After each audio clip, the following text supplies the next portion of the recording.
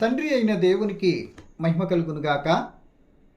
ప్రభును ప్రియ రక్షకుడైన యేసుక్రీస్తు నామంలో టీమ్ ఆఫ్ గాడ్ ఛానల్ వీక్షిస్తున్న ప్రియ సహోదరి సహోదరులందరికీ హృదయపూర్వకమైన వందనాలు తెలియచేసుకుంటున్నానండి. ప్రభునందు ప్రియ సహోదరి సహోదరులరా, ఈరోజు మన టాపిక్ మిత్రమా, ఈ 6 లక్షణాలు కలిగి గాని ప్రార్థిస్తే అట్టి ప్రార్థన దేవుడు వినడు తెలుసా అనే అంశాన్ని బట్టి కొద్ది నిమిషాలు లేఖనానుసారంగా వివరణాత్మకంగా ఆలోచించడానికైతే మనం ప్రయత్నించాం. నిజమే ప్రియమైన దేవుని పిల్లలారా, నేటి కాల సమయంలో మనము దేవుడు ప్రార్థన వింటాను అని వాగ్దానం చేసాడు అని, మొదపెడితే వింటాను, క్రీస్తు ప్రభులు వారు తండ్రిని అడిగితే అడుగు ప్రతివారు పొందుకుంటారు అని, ప్రార్థన ఆలకించువాడు అంటే మనం చేసే ప్రార్థన వింటాడు అని నేటి కాల సమయంలో కొద్దిగా మనం ఆలోచన చేశాం. ఏమండి, మరి ప్రార్థన వింటాను అని చెప్పిన దేవుడు మరి ఇప్పుడు ఎందుకు మరి ప్రార్థన వినడు అనేటి మాట మీరు చెప్తున్నారండి అనే ప్రశ్న వెంటనే మనకు రావచ్చు. నిజమే, వస్తుంది. సో నేను చెప్పే మాట ప్రియ దేవుని పిల్లలారా, దేవుడు మారడు, దేవుని మనస్సు మారదు, దేవుని ప్రణాళిక ఉద్దేశం అంతకంటే మారదు. ఆయన మార్పు లేనటువంటి వాడు, మాట తప్పనివాడు. ఆయన ప్రార్థన తప్పనిసరిగా ఆలకిస్తాడు. వీరా వారా ఆ ఊరా ఈ ఊరు అన్నది కాదు. ఎక్కడి నుండి ప్రార్థించినా ఆయన చిత్తానుసారంగా ప్రార్థించిన ప్రార్థనలు వింటాడు. అటు బిడ్డలు కలిగిన పరిస్థితుల నుండి విడిపిస్తాడు. ఆయన నామాన్ని ఘనపరుచుకుంటారు. ఆ సందర్భంలో ఆ బిడ్డలను ఘనతకి ఎక్కిస్తాడనే సంగతి మనందరికీ తెలుసు. సో ఇప్పుడు మనకు కావాల్సింది ప్రార్థన వినడు అని అంటున్నారు కదా, అంటే మరి ఎందుకు వింటాను అని చెప్పినటువంటి దానికి వినను అంటున్నటువంటి పరిస్థితికి మధ్యలో ఏం జరుగుండాలి? మరి ఎందుకు వినట్లేదు అనే ప్రశ్న మనకు కలిగింది కనుక, సో ఇప్పుడు నేను చెప్పేది అందరి ప్రార్థనలు వినడు. ఆయన మాట తప్పేవాడు కాడు, మారనివాడు, మార్పు లేనివాడు. సో ప్రార్థన వింటానని చెప్పినటువంటి దేవుడు కొందరి ప్రార్థన నేను వినను, ఆ కొందరి ప్రార్థన నాకు ఇష్టం ఉండదు. వాళ్ళు విధానం కానీ వాళ్ళు అడిగే తీరు కానీ నేను చెప్పినట్లుగా మరి అడగకుండా, నేను చెప్పినట్లుగా మొరపెట్టుకోకుండా, వాళ్ళ సొంత ఉద్దేశాలు వారు అనుకున్నట్టుగా మరి నా దగ్గరకు వచ్చి చెప్పేసుకొని నేను చెప్పిన మాటను ధిక్కరించడం కారణంగా నేను చెప్పినట్టు చేయకపోవటం ఆజ్ఞాతిక్రమం కనుక, ఆ ఆజ్ఞాతిక్రమమైనట్లు పాపం వారిలో పెట్టుకొని మరలా నా దగ్గరకే వచ్చి నాకు ప్రార్థన చేస్తున్నారు. వీళ్ళు ఎంత తెలుగులో చూడండి ఒకసారి. అందుకని ఇటువంటి ప్రార్థన అంటే నాకు ఇష్టం ఉండదు, నేను వినను అంటున్నాడు. కొందరి ప్రార్థన, ఒకవేళ ఆ కొందరిలో మీరున్నారేమో చూసుకుందాం, నేనున్నానేమో చూసుకుందాం. ఉంటే ఈ రోజుకైనా మార్చుకొని ఆయన చిత్తమేమో ఎరిగి ఆయన వినను అన్నటువంటి లక్షణాలు మనలో ఏమైనా ఉంటే ఎంతైనా మంచిది కదా. తొలగించుకోవటం, అవి విడిచిపెట్టుకోవటం, సరిదిద్దుకోవటం, చక్కగా ఆయన వింటానని విధానంలో ప్రార్థించే తత్వం నేర్చుకొని ముందుకెళ్ళటం, అది మనకి మేలు కదా. కనుక ఆయన వినను అని అన్నటువంటి ఆ 6 లక్షణాలు కలిగినటువంటి ఆ లక్షణాలు ఏంటో క్లుప్తంగా వివరణాత్మకంగా ఆలోచించిన ప్రయత్నించేద్దాం. ముందు ఆ 6 లక్షణాలు ఏంటో చెప్పుకుందాం. క్లుప్త వివరణలోనికి తదుపరి వెళ్ళటానికి సిద్ధపడదాం. ఓకేనా? మొదటి మరి వినను అన్నటువంటి 6 లక్షణాలులో ఒకటి, పాపము చేస్తున్న వ్యక్తి యొక్క మనవి దేవుడు వినడు. అంటే పాపుల యొక్క మనవి దేవుడు వినడు. 1. 2, ప్రియ దేవుని పిల్లలారా, గర్వంతో ప్రార్థించే ప్రార్థన దేవుడు అంగీకారం కాదు, వినడు. 3, విగ్రహాలు లోన పెట్టుకొని మనం ప్రార్థించిన, లేక అతిక్రమం దాచిపెట్టుకొని ప్రార్థించిన దేవుడు వినడు.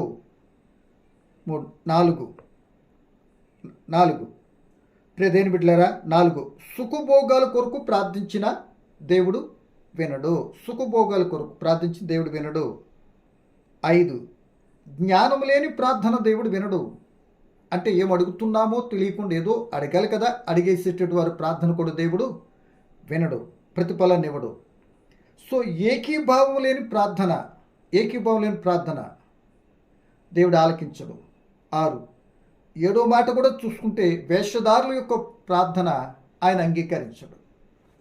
సో ఈ 7 లక్షణాలుగా మనం ఆలోచన చేస్తే ప్రేమ దేవుని పిల్లలరా, ఈ యొక్క వివరణలోనికి వెళ్ళినప్పుడు ఇట్టి పరిస్థితులు కానీ నీలో నాలో కానీ ఉంటే ఒక్కసారి వినబోతున్న మాటలను బట్టి పరిశీలన చేసుకొని మిమ్మల్ని మీరు నన్ను నేను దిద్దుకుంటే ఎంత బాగుంటుంది. ఎందుకంటే మనుషులు, యాకోబు గారు అంటారు, మనం అనేక విషయాల్లో తప్పిపోతున్నాం, అంటే లెక్కలేనటి విషయాల్లో తప్పిపోతున్నాం. కనుక ఒకవేళ ఈ ప్రార్థించే విషయంలో దేవుడు అంగీకరించినటువంటి ప్రార్థించే లక్షణాల్లో మనకేమైనా ఉన్నాయేమో, మనమేమైనా కలిగి ఉన్నామేమో చూసుకొని చక్కగా పరిశీలన చేసుకొని అవి తీసేసుకుంటే ఎంత బాగుంటుందండి. కలుపు మొక్క పొలంలో ఉంది, ఆ కలుపు అంతా తీసేస్తే ఆ మొక్కలు ఎంత ఏపుగా వెదిగి మంచి ఫలాన్ని ఇస్తాయండి. అంతే కదా మన జీవితం కూడా. కనుక నా ప్రియమైన సోదరులరా, వివరంలోనికి వెళ్ళిపోవచ్చు మనం ప్రయత్నించేద్దాం. మరి క్రీస్తు ప్రభు యొక్క శిష్యుడు గారైన క్రీస్తు బాగా ప్రేమించిన శిష్యుడైన యోహాను గారు ఓ చక్కటి మాట రాస్తున్నారండి. ఏమని ఆ మాట చదువు. మొదటి మాట ఏమంటున్నాడంటే, యోహాను సువార్త 9వ అధ్యాయము 31వ వచనమండి. దేవుడు పాపుల మనవి ఆలకింపడని ఎరుగుదుము. ఎవడైనను దేవభక్తుడై ఉండి ఆయన చిత్తం చొప్పున జరిగించిన ఎడల ఆయన వారి మనవి ఆలకించును.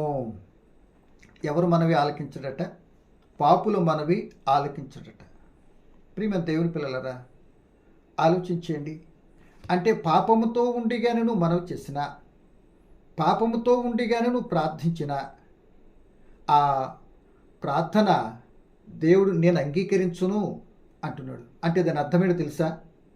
పాపము లేకుండగానే నువ్వు ప్రార్థిస్తే, అసలు పాపం లేని మనుషులు లేడు కదండి, అందరూ పాపులే కదా అనే ప్రశ్న కూడా మనకు వెంటనే వచ్చేస్తాయి కదా.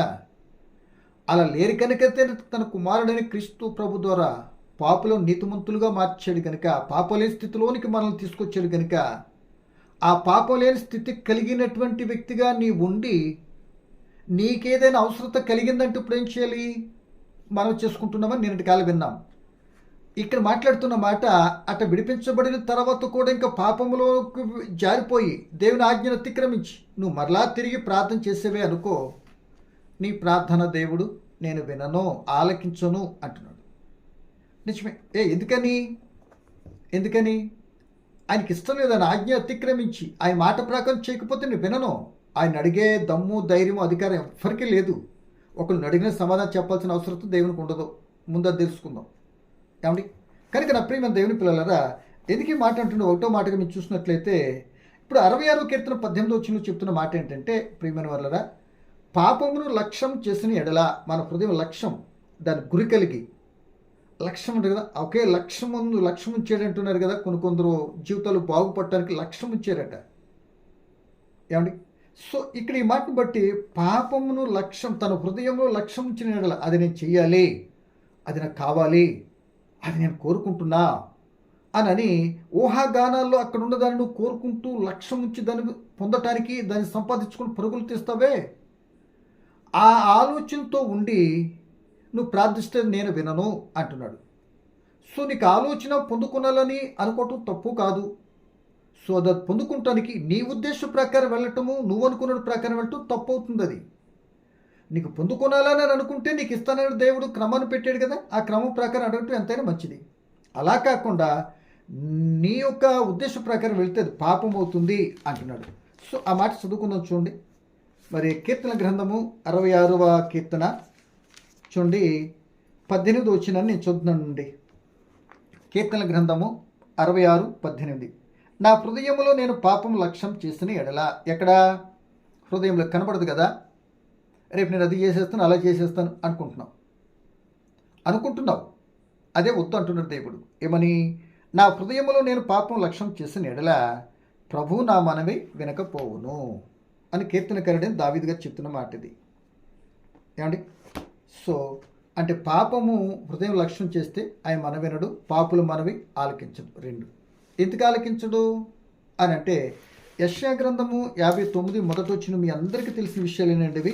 ఒకసారి నేను జ్ఞాపకం చేస్తున్నా, సందర్భాన్ని బట్టి రెండు మాటలు అయికున్నాగా మాట్లాడుకున్నాం కానీ మూడో మాట కూడా చెప్పేస్తే క్రమంగా ఉంటుంది అని యెషయా గ్రంథం 59లో చెప్తున్న మాట ఏంటంటే, రక్షింపనేరక ఉండునట్లు యెహోవా హస్తం కురుచు కాలేదు, విననేరకునినట్లు ఆయన చెవులు మందము కాలేదు. మీ దోషములు మీకును మీ దేవునికిని అడ్డముగా వచ్చును.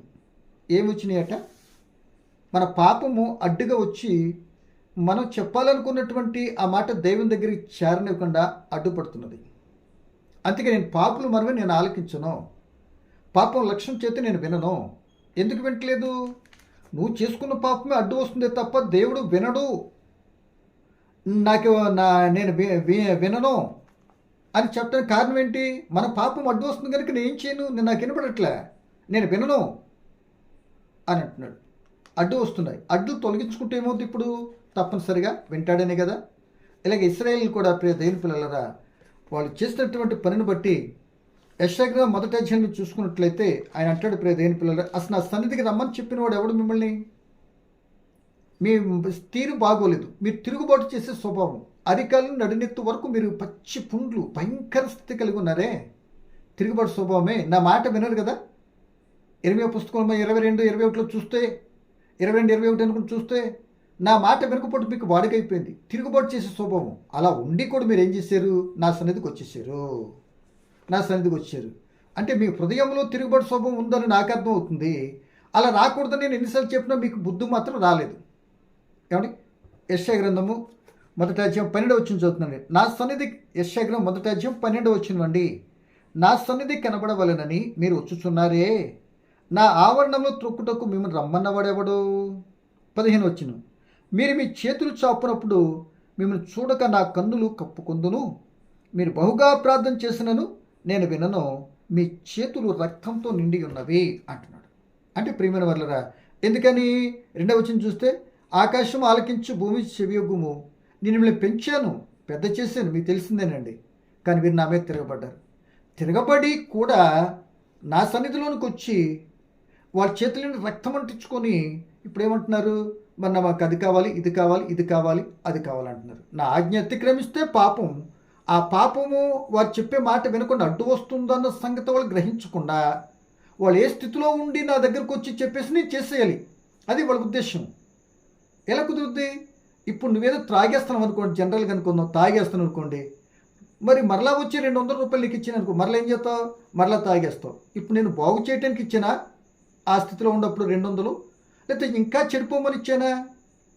సో ఇంకో ప్రశ్న, అసలు ఆ విధానం ఉండే స్థితిని బట్టి ఇవ్వటం న్యాయమా, ఆపటం న్యాయమా? అంటే ఆపటమే న్యాయం. అదే చేస్తున్నాడు దేవుడు. వెనకపోవటం అదే. నువ్వు ఉన్నటువంటి స్థితిని బట్టి నేను ఇస్తే ఇంకా లోతులోకి వెళ్ళిపోయి ఇంకా మరింత ఇబ్బంది పడిపోతావు అనే సంగతిని మనం గమనించుకోవాలి. అదే మీరు ఇర్మీయా పుస్తకం చూసినట్లయితే ఇర్మీయాతో అంటాడు, ఇదిగో ఇశ్రాయేలు గురించి నువ్వేం చేయొద్దు, ప్రార్థన చేయొద్దు అని అంటాడు. ఏం చేయొద్దు అంటే, ప్రార్థన చేయొద్దు, వాళ్ళు మెడవంచని ప్రజలబ్బా అన్నట్టుగా చెప్తాడండి. చూడండి 7వ అధ్యాయము ఇర్మీయా పుస్తకం 7:16 చదువుతున్నాను. కాబట్టి నీవు ఈ జనము కొరకు ప్రార్థన చేయకుము, వారి కొరకు మొరనైనను ప్రార్థనైనను చేయకుము, నన్ను బతుమాలకుము, నేను నీ మాట వినను. ఒక రికమెండేషన్ మనకి ఉంది కదా, వాళ్ళు వినకపోతే పాస్టర్ గారు ఇంకో దిక్కరికి వెళ్ళి చేస్తాం అనుకోండి. ముందు మనలో ఉన్నటువంటి పాపం వదలకుండా మీరు చేసుకున్న వినడం. సెకండ్ వన్, ఒకళ్ళు దైవజనుడు గొప్ప దైవజనుడు అనుకుని వచ్చి ఆ దైవజనుడు పాస్టర్ గారితో చేయించుకున్న వారి మాట కూడా వినడం, వారి కొరకు నువ్వు కూడా ప్రార్థన చేయొద్దు అంటున్నాడు. అంటే మనమేం ప్రార్థన చేస్తాం? వాళ్ళు చెప్పిన బలహీనత కొరకు దీవించే, ఆశీర్వదించే. మరి మనం చెప్పైతే అక్కడ కరెక్ట్గా ఆర్డర్ మీద రోడ్డు పోసేస్తాడు దేవుడు.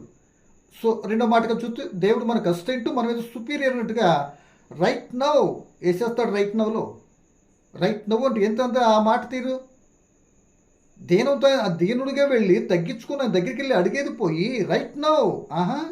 అలాగా ఎలా మాట్లాడుతున్నారంటే ఈరోజు ప్రార్థన చేసేటు దైవజనులు కూడా ఒక అవగాహన లేదు. ఏం చేస్తున్నావు కూడా వాళ్ళకి చెప్పాల్సింది కూడా చెప్పట్లేదు ఈరోజు. అందుకే ఇష్టం వచ్చినట్టు ప్రార్థన చేసుకుంటున్నారు కనుక విననటువంటి ప్రార్థనలో పాపం లోన పెట్టుకొని వింటే వినడు. నేను వినను అంటున్నాడు. ఇంక చాలా విషయాలు ఉన్నాయి. మీరు ఇదే మాట చూసుకున్న 14 ఇర్మియా పుస్తకం 14 అధ్యాయం మీరు చదువుకున్న 11, 12 వచనాలు, లేకపోతే ప్రియ దేవుని పిల్లలరా 11 చదివిన ఈ మాటలు మనకు కనబడతాయండి. కనుక ప్రియమైన దేవుని పిల్లలారా, నేను రికమెండేషన్ ప్రార్థన కూడా వినడం ఒకటి అయిపోయింది. ఇంకా వివరణ చాలా ఇవ్వచ్చు. అవగాహన మీకు కలిగితే చాలు. మీరు దాన్ని బట్టి ఇంకా దేవుడు మీకు ఇచ్చినటువంటి కృపను బట్టి, ఆత్మజ్ఞానాన్ని బట్టి ఇంక లోతులోనికి వెళ్ళి మీరు మరి ముందుకు వెళ్ళవచ్చు. ఏమండి? సో రెండవ మాటగా చూస్తే ప్రియమ దేవుని పిల్లలరా, మరి ఆయన గర్విష్ఠుల ప్రార్థన వినడు. గర్వంతో చేసేది ఆ వ్యక్తి యొక్క పతనానికి నాంది. ఆయన దగ్గరికి వెళ్ళి కూడా నీ గర్వం ఏంటి? ఏముందని మన చేతుల్లో? ఏముంది? మన బ్రతుకంతా ఆయన చేతిలో ఉంది కదా. ఏమండి?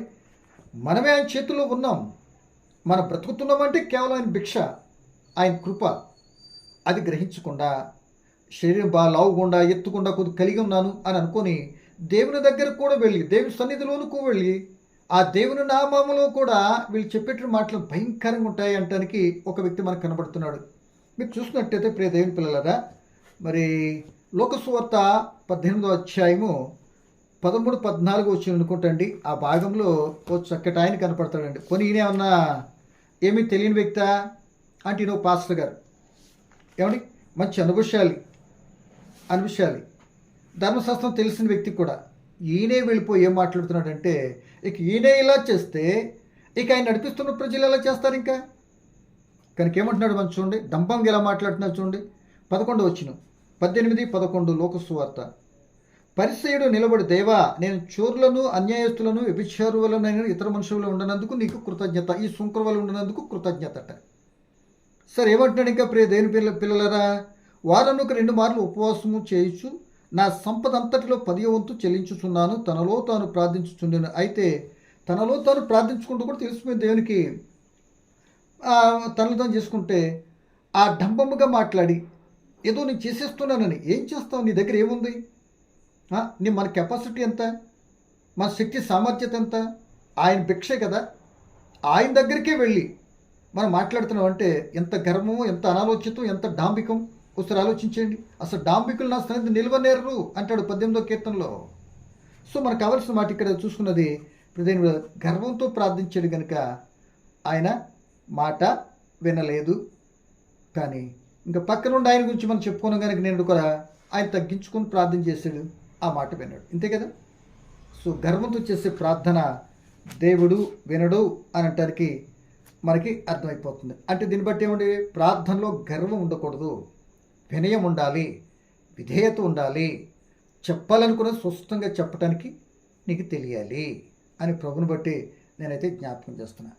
ఇకపోతే ప్రియ దేవుని బిడ్డలారా, 3వ మాటగా చూస్తే సుఖభోగాల కొరకు ప్రార్థన చేయకూడదు. నాకు అది కావాలి, ఇది కావాలి, ఇలా చేసేయి, అలా చేసేయి.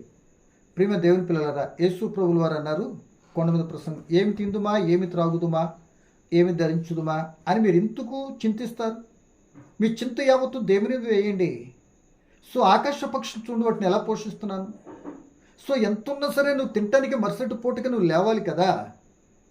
అంటే వాటి గురించి ఆలోచించొద్దు అని అంటే, ఈ రోజున ప్రియ దేవుని పిల్లలరా, ఏమి సంపాదించుకుందామా, ఏమి గడించుకుందామా, ఏమి దాచుకుందామా, ఇట్లా విషయాల్లో నిమగ్నమైపోయి ఏమి తిందామా, ఏం తాగుదామన్న మాటకి త్రిలోదకాలు ఇచ్చి ఆ సుఖభోగాల కొరకే, ఆనందం కొరకే, సంతోషం కొరకే ఏం చేస్తున్నారు? దేవుని దగ్గరకు వచ్చి మరలా అడగటం ప్రారంభిస్తున్నారు. అలా అడిగేటట్టు ప్రార్థన అయితే నేను వినను కదా అని అంటున్నాడు దేవుడు. సుఖభోగాలు, సుఖపడటానికి దేవుని యొక్క వాక్యము నిత్యము నీకు సుఖాలే ఉన్నాయని చెప్పట్లే. ఏమండి? నీకు నిత్యం సుఖాలే ఉన్నాయని చెప్పట్లే. భూలోకంలోకి వచ్చిన తర్వాత మరలా కన్ను మూసి ఆ పరలోకం చేరేంత వరకు ఎక్కడ నీకు సుఖం లేదు. కన్ను మూసిన తర్వాత నువ్వు నీతి న్యాయాలను అనుసరించి బ్రతికిన వ్యక్తిగా ఉంటే పరదశలో కొద్దిపాటి నెమ్మది, మరలా యేసుప్రభు వచ్చేంత వరకు ఆయనకి అవిధేయతగానే బ్రతికితే భూలోకంలో నీ పని ఇబ్బందికరంగానే ఉంటుంది. చనిపోయిన నీ ఆత్మ కూడా నరకంలో కాలుతూనే ఉంటుంది క్రీస్తు ప్రభు వచ్చేంత వరకు. ఆ క్రీస్తు ప్రభు వచ్చిన తర్వాత కూడా నేను రిలీజ్ చేస్తాను అనుకోకు. ఆయనకు ఆయుష్కరంగా జీవించిన వ్యక్తి మరలా తీసుకెళ్ళి శాశ్వతంగా అగ్నిగుండంలో పడేస్తాడు. ఈ పరదేశంలో వీరినైతే తీసుకెళ్ళి కొద్ది నెమ్మది పొంది సుఖాన్ని వస్తుంది. సో ఆ పరలోక సుఖాన్ని మనం కోరుకోవాలి. ఇవన్నీ కూడా శిథిలమైపోతాయి అంతే తప్ప ఎక్కడేదో సుఖం పడిపోయి సుఖభోగాల కొరకు అడిగి సుఖం అనుభవించేసిన అనుకుంటే ప్రేదేని పిల్ల సుఖ వ్యాధులు తెచ్చుకునేది ఇందుకే. సుఖమైన అనుకుని అన్ని సుఖమైన అనుకొని ఏ పని పాటలను చేసి సుఖవ్యాధులు తెచ్చుకొని తెల్లరిగట్ట లేచి రోడ్లను తిరుగుతున్నారు ఈరోజు చాలామంది. తిరగపోతే కుదరదు, ఇంకా ఏమో అంతే అన్నట్లుగా తిరగాలి. మామూలుగా గత కాలంలో కాలు కింద పెడితే పైన పెట్టే కారు ఏమాడమే కదా. మరి ఇప్పుడేంటి, మరి అందరు చూస్తారన్నా తెల్లరిగట్ట పరిగెత్తున్నావు, నీ ఇష్టం, నీ విజ్ఞతగా విడిచిపెడుతున్నావు. ఆ సుఖభోగాల కొరకాయి ఆ సుఖం తెచ్చుకుని మళ్ళీ ఎందుకు నీకు నువ్వు గారు కష్టం తెచ్చుకుంటున్నావు? డాక్టర్ గారు చెప్పారండి. ఆ డాక్టర్ అట్టుంటే మరి నువ్వు తొందరగా వెళ్ళిపోతావు అన్నాడు. ఏది తొందరగా బలహీనత స్థితిలో దిగిపోతావు, పరిస్థితి చేదైపోద్ది అన్నాడు. అందుకేనండి పోనీ నడు మంచిదిలే. సో మాట చదువుకుందాం చూడండి. యాకోబు రాసిన పత్రిక 4:3 అనుకుంటా. అడిగినను మీ సుఖభోగుల నిమిత్తమై వినియోగించుటకే దురుద్దేశంతో అడుగుదురు గనుక మీకేమీ దొరుకుటలేదు. అడుగుతున్నారు, అడిగినను దురుద్దేశంతో మీ సుఖభోగం కొరకే. నువ్వు అనుకున్నట్లుగా నీ సుఖానికి నువ్వు అనుకున్నట్లుగా చేయటానికి, నువ్వు అనుకున్నట్లు చేస్తే దేవుడు అనుకున్నట్లుగా అవుతుందా? అవదు కదా. మరి అలాంటప్పుడు దేవుడు అనుకున్నట్టు విషయం జరగనప్పుడు నువ్వు అనుకున్నట్లు చేసి నువ్వు దారి తప్పిపోతుంటే దేవుడు ఎందుకు ఇస్తాడు? అదే ఇక్కడ మాట అర్థం. నువ్వు అనుకున్నట్టు అడితే మాత్రం ఇవ్వడు అని మాత్రం మనకి ఇక్కడ అర్థమైపోతుంది. కనుక నా ప్రియమైన సోదరులారా, ఆలోచించి సుఖభోగముల కొరకు అడిగితే దేవుడు ఇవ్వడు. మీరు భక్తుల యొక్క జీవితాలు పరిశీలన చేసుకుంటే శిష్యులుగానే ఎవరైనా వాళ్ళు అన్ని విడిచిపెట్టుకొని దేవుని వెంబడించారు. మరి మాకేం తక్కువ ఏదైనా అయిందంటే తక్కువ కాలేదుగా. ఏదైనా లేకుండా లేదు, అన్నీ ఉన్నాయి కదా. సో అన్ని లోకంలో ఉన్నదంతా కూడా విడిచిపెట్టి క్రీస్తుని సంపాదించుకుంటూ అన్నీ కలిగి ఉన్నాను అన్నాడు పౌలు గారు.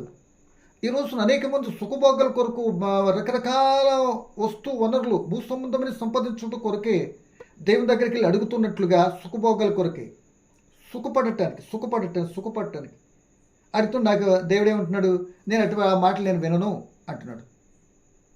అన్ని వదులుకొని ఆలోచిస్తే అన్ని సంపాదించడం క్రీస్తు దగ్గరకు వస్తున్నాం అంటే అన్నీ ఉండి క్రీస్తు లేకపోతే ఇదిగో బ్రతుకు సున్నా అనే సంగతి మనది తెలుసా? తెలుసుండి ఒక్కోసారి దుష్టుడు ఏం చేస్తాడు, మైకంలో కమ్మిచ్చేస్తున్నాడు. కనుక గమనించాలి, సుఖభోగముల కొరకే కాదు, నువ్వు బ్రతకటానికి ఏం కావాలి, ఎంత కావాలి, ఏం చేయాలి అంటే నువ్వు చేసే కష్టార్జితను బట్టి తప్పనిసరిగా ప్రతిఫలం దేవుడు నీకు ఇప్పిస్తాడు. మర్చిపో, దేవుడు అన్నీ చేస్తుడు కాడు.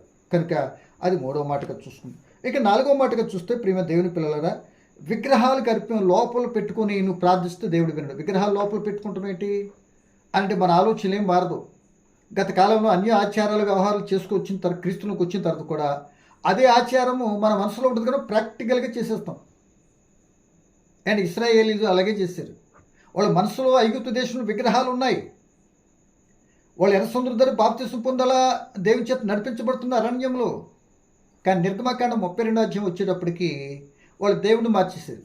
వాళ్ళ మనసులో ఉన్నట్టు విగ్రహం దేవుని మార్చేశారు. ఒక నందిని పోసారు. అసలు ఆనందమే ఈ రోజున గొంతుమ్మ పండుగ. కనుక నా ప్రియమైన సోదరులరా ఆలోచించేయండి. అంటే వాళ్ళ మనసులో విగ్రహాలు ఉన్నాయి కనుక వాళ్ళు చెప్పేటట్టు మాట ఉంటే నేను వినను అంటాడు. ఇక న్యాయాధిపతుల దగ్గరికి వచ్చేటప్పుడు కొత్త దేవతలు కోరుకున్నారట. ఇంకా కాస్త రాజుల కాలానికి ఎదురుకెళ్ళేటప్పటికి అసలు రెండు తలంపులు నలిగిపోతున్నారట. ఏంటండి ఇది అంటే నా ప్రియమైన దేవుని పిల్లలరా, విగ్రహారాధన, విగ్రహాలు లోపల ఉంటే దేవుడు ఒప్పుకోడు. విగ్రహాలు పూజించకూడదు, విగ్రహాలతో నీకు పొత్తు ఏంటి అసలు అని దేవుని వాక్యం చెప్తుంది. కనుక విగ్రహాలు మనసులో పెట్టుకుని ప్రార్థిస్తే దేవుడు ఆలకించడు. ఈ మాటను మరొక రకంగా మనం ఇంకో మాటగా తీసుకుంటే, ఇప్పుడు మనం అతిక్రమమును దాచిపెట్టి కానీ ప్రార్థిస్తే, అదే మహాజ్ఞాని సొలొమోను గారు చెప్తున్న మాట ఏంటంటే 28:13 చెప్తున్న మాట, సామెతలు 28:13, అతిక్రమను దాచిపెట్టుబడు వృద్ధులడు, వాటిని ఒప్పుకుంటే కనికరం పొందుతాడు. అతిక్రమం దాచిపెట్టొద్దు. ఒకవేళ నువ్వు మనుషులకు, వ్యక్తులకు, నీ యొక్క పెద్దవారికి దాచిపెడతావు, ఓకే, కనబడకుండా చేస్తావు, ఓకే, అదే నేను దాచిపెట్టేసాను అనుకుంటున్నావు. అసలు నువ్వు ఏది చేసినా సరే ఎవరు ఎదుటి చేస్తున్నావు ఎప్పుడైనా గమనించుకున్నావా? దేవుని ఎదుటి చేస్తున్నావు. ఆయన నీ చుట్టూ ఆవరించి ఉన్నాడు, నీ వెనక ముందు ఉన్నాడు ఆయన.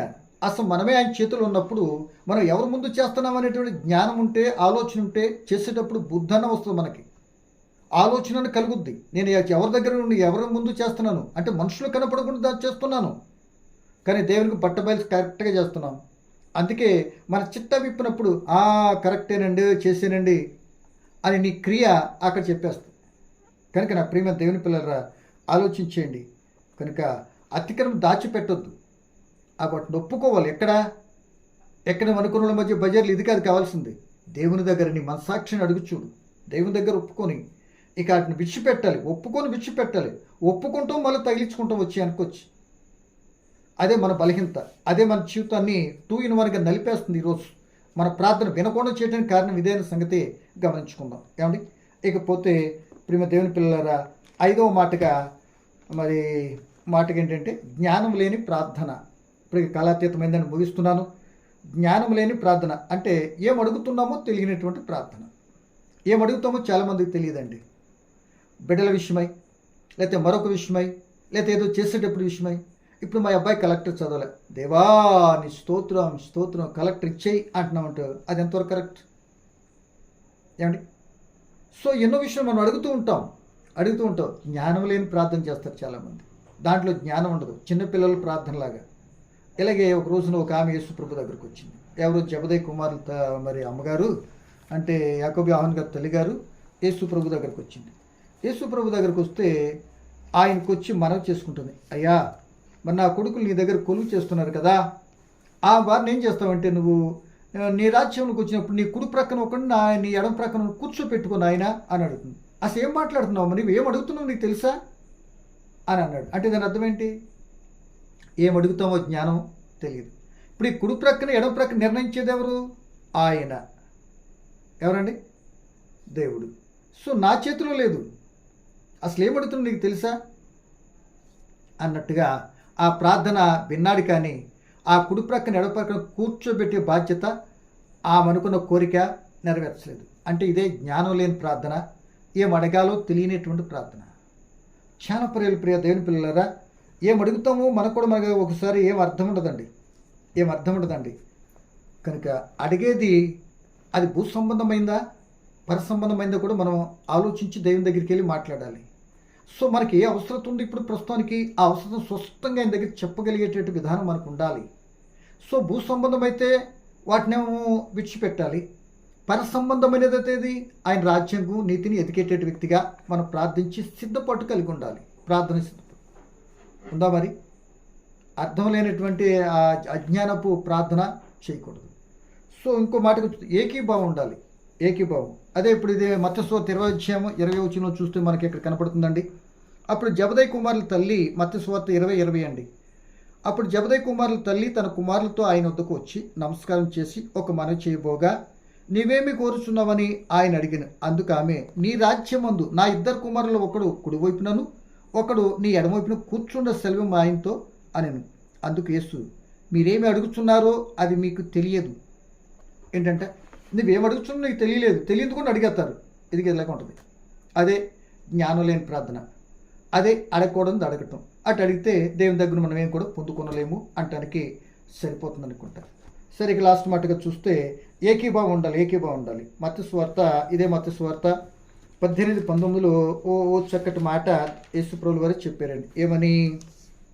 మరియు మీలో 2 తాము వేడుకను దేనిని గూర్చి అయినను భూమి మీద ఏకీభవించిన యెడల అది పరలోకమందున తండ్రి వలన వారికి దొరుకునని మీతో చెప్పుచున్నాను. ఏలయనగా 2-3 నా నామమున ఎక్కడ కూడి ఉందురో అక్కడ నేను వారి మధ్య ఉందునని యేసు చెప్పారు. అంటే 2 కూడి ఏకీభవించాలి. మనసు అదే చేతులు కలుస్తాయి, సమాజంగా కూడుకుంటారు. కానీ చాలామంది మనసులు కలవండి. ఏదైనా అంశాన్ని గురించి మాట్లాడుకున్నా చేద్దామన్నా మనసులు కలవండి. కరెక్ట్ కాదు. ఇక్కడ చెప్తున్నది మనస్సు కలవాలి, ఏకీభావం ఉండాలి. కలిసికట్టుగా పనిచేస్తే తేలికైపోద్ది కదా. ఏమండి? అంటే ఐక్యత ఉంటే ఎంత మేలు, మనోహరము. అక్కడ దీవెన ఆశీర్వాదం దాచి అని ఉంటున్నాడు కదా లేఖనము. కనుక ఏకీభవించాలి. ఏదైనా అంశాన్ని మనకు కావాలి అని అంటే దేవుడు కావలసిన దానిని కొరకై మీరందరూ కలిసి, అది కుటుంబమా, సంఘమా, మరొక 2 మరొక 3 వారిలో ఉండాల్సింది ఏకీభావం ఉండాలి. ఈ ఊరా ఆ ఊరా ఎక్కడ అన్నది కాదు ఇక్కడ ప్రశ్న.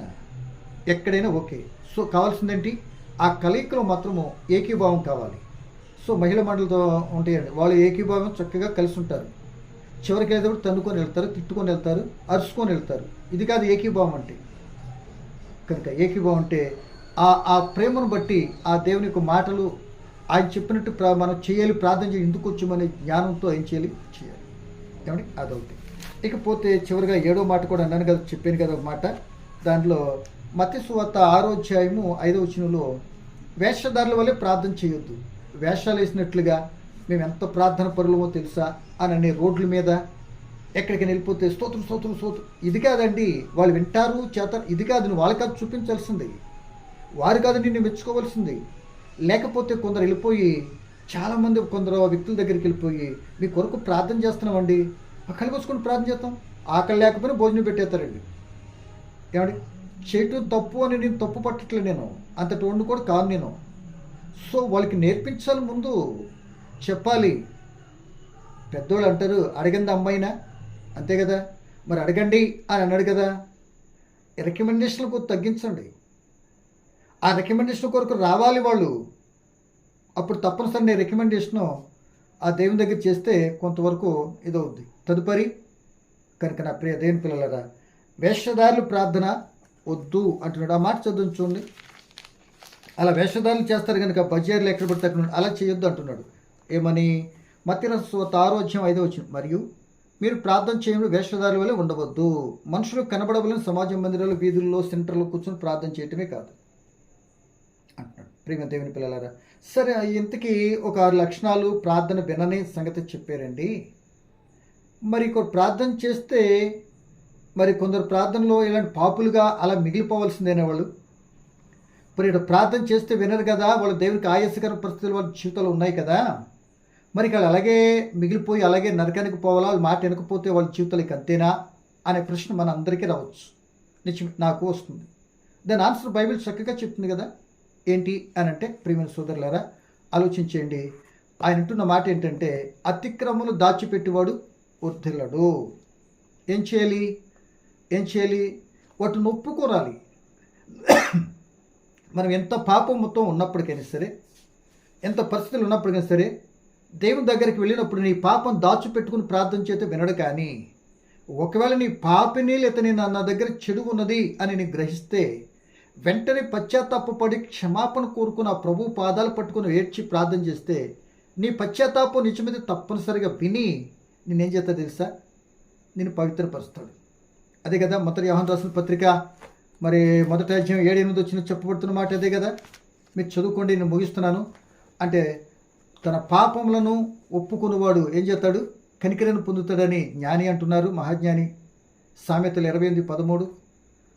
యోహాను రాసిన పత్రిక 1వ అధ్యాయం 7-8 వచ్చినాల్లో తన పాపములు ఒప్పుకునే యేసు రక్తం ప్రతి పాపం నుండి ఏం చేస్తుంది, విమోచిస్తుంది అంటాడు. అలా ఒప్పుకుంటానికి ప్రయత్నం చేయాలి, కానీ దాచుకొని చేసుకొని అన్ని ఇది కావాలి అది కావాలనుకుంటే దేవుడు ప్రార్థన మాత్రం వినడు. వీటిని బట్టి ఒకసారి మనం ఆలోచించండి. కానీ అందుకే కొందరు వ్యక్తులు, ఇప్పుడు దావీదు గారు పొరపాటు జరిగినప్పుడు క్షమాపణ పొందుకున్నాడు, పశ్చాత్తాపడే ప్రార్థన చేసి పొందుకున్నాడు. ఏమండి మీరు ఇంకా గమనించినట్లయితే ప్రియ దేవుని బిడ్డలారా, మరి సుంకరి పాపైన సుంకరి ప్రార్థన క్షమాపణ కోరుకుంటే విన్నాడా లేదా? పాపులు మనం వినడా అన్నాడు కదా దేవుడు. మరి సుంకర ప్రార్థన ఎందుకన్నాడు అంటే, పశ్చాత్తాపం నన్ను క్షమించు అని అడిగినప్పుడు క్షమిస్తాడు. అందుకని దాచిపెట్టేసుకొని ఇంకేదో కావాలి అంటే నువ్వంతా పుచ్చిపోతుంటే నీకు తట్టలతో పడుతూ దేవుళ్ళు వచ్చి నీ మీద వేసుకుంటే ఏం చేసుకుంటావు? కరెక్ట్ కాదు. అలాగైతే నేను వినను అని దేవుని యొక్క జీవో. సో ఇక్కడ సుంకర్ విన్నాడు, చిన్న కుమారుడు తిరిగి వస్తే విన్నాడు.